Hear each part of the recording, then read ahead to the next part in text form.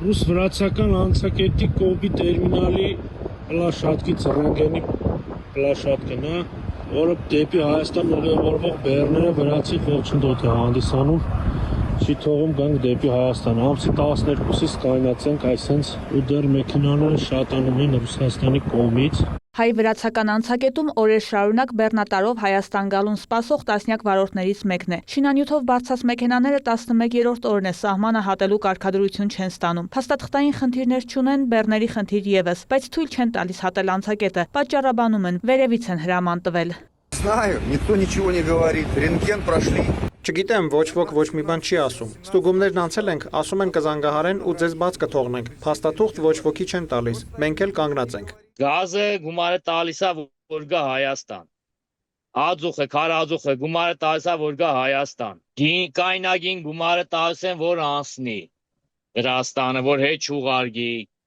Շատ բաներ կան։ Ընդ հավաքական բեռներով ուղարկում են։ Գումարը պետքա տակ նոր անցնի։ Եթե ինքը անցնողիկ բեռ չի, եթե ինքը սանկցիոնի բեռ է, խեն թողում անցնի, եթե գումարը վերցնում են։ Ու անօրինականներ չէ, որ ինչ որ տանում են, վճարում են, չեկով օրինական վճարում են, որ այդ մեքենան անցնի։ Անօրինական ինչ որ մեկի գրբանա գնում այդ գումարը։ Ոչ թե վերևից հրամանի, այլ վարորդից պահանջած գումարի վճարմանն են սպասում։ Մեծ այդ զրույցում ասում է իրավիճակին ականատես վարորդը, որին հաջողվել է հատել սահմանը։ 700-ից մինչև $1500 են պահանջում վարորդներից։ Իրենից չեն վերցրել, շինանյութ չէր տեղափոխում։ Ինչ համար անօրինական գումար տա։ Հետևյալ պատվիրատուն հարկատու է, չէ՞, դել երկրի հարցն է։ Պետք է մեր երկրի ղեկավարներն այդ հարցին լուծում տան։ Այդ մարդը շատ ճիշտ ասում, մի որ տվեց գումարը, բայց պետք է թանկ դնի ապրանքը, չէ՞։ Հետալեն ասեն, խես թանկ տվեք, քո ինվոյսի արժեքը այդքան է եղել։ Բայց չեն ասում, որ այդ մարդը եթե հարկատու է, այդ մարդը ինվոյսից բարձր գինը դնում է, վերջին գումարը տալիս որ գալիս է, ու մեր պետությունն էլ այդ հարցին լուծում չի տալիս։ Հայ-վրացական սահմանին պարբերաբար կրկնվող իրավիճակին ծանոթ է պատգամավոր Շիրակ Թորոսյանը։ Վրաստանի տարածքով Ռուսաստանից Հայաստան եկող բեռնատարների կուտակումները նոր չեն։ Պատճառը մեկն է։ Վրացական որոշ շրջանակներ մեր բեռնատարների վարորդների առջև նոր պայմաններ են դնում։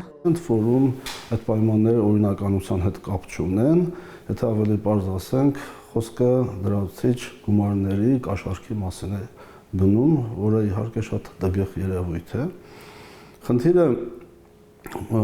պետք է իհարկե լուծվի եւ եթե հիշում ենք նախորդ շաբաթվա վերջին Հայաստանի Հանրապետության էկոնոմիկայի նախարար Գևորգ Բաբայանի հրավերով Հայաստանում էր գտնվում Վրաստանի էկոնոմիկայի նախարարը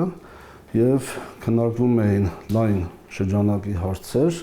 Հայաստան-Վրաստան առևտրատնտեսական փոխշահավետ համագործակցությունը խորացնելու եւ առաջ մղելու առումով եւ բնականաբար այս հարցերի շրջանակում քննարկվել է նաեւ այս խոչընդոտը վերացնելու հարցը եւ հայկական բեռնատարների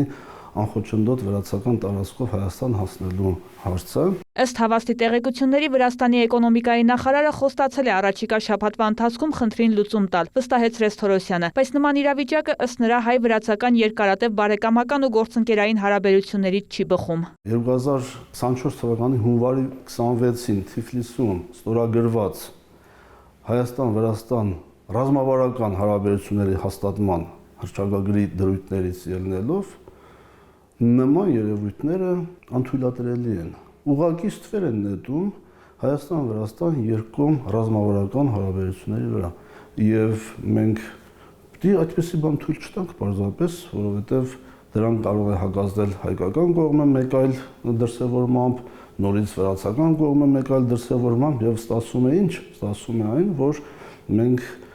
շեղվում ենք այն բնականon հարաբերությունների ուղուց, որը իրականում կա։ Իրավիճակի սրացումն արդյոք ուղիղ կապ ունի խաղաղության գործընթացի հետ, Թորոսյանը չի բացառում։ Մեջբերում է վերլուծաբանների գնահատականները, թե Վրաստանը մտահոգություններ ունի Հայաստանի ապաշրջափակման վերաբերյալ։ Հիշեցնում է հայկական կողմի հորդորն ու հավաստիացումը, որ այս իրավիճակում Վրաստանի դիրքը ոչ միայն չի նվազի, այլև ճիշտ վարքագծի դեպքում հարևան երկիրն այդ օղակի կարևոր մասը կկազմի։ Իսկ արդյոք նման վարքագիծը կարող է ռուսական ազդեցության հետևանք լինել։ Եթե ռուսները ուզում են այդպիսի խնդիր, ապա իրենք կհարուցեն։ Ի վերջո հայկական բեռնատարները անցնում են Լարսի ռուսական հատվածով, Ռուսաստանի տարածքով եւ հետո նոր են գալիս Վրաստան։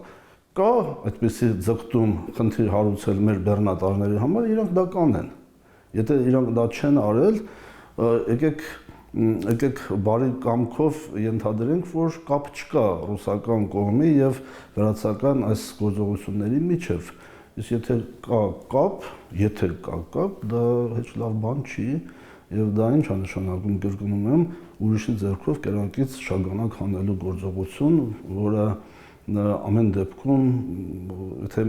չասեմ հակահայկական է, ապա առնվազն Հայաստանի շահերին դեմ գործողություն է։ Փոխադարձ շահերի ու իրավունքների հարգանքն է համարում լուծումը։ Հակառակ դեպքում հայկական կողմի համարժեք վերաբերմունքը կարող է վրացական տնտեսության վրա բացասական ազդեցություն ունենալ, նշում է падգամավորը, խոսելով հայ զբոսաշրջիկների հոսքի մասին։ Ինչ վերաբերում է նրանց գործողությունների տնտեսական հետևանքներին, ապա դրանք ակնհայտ են՝ ապրանքների թանկացման, մրցունակության ու կենսամակարդակի կորստի վտանգ։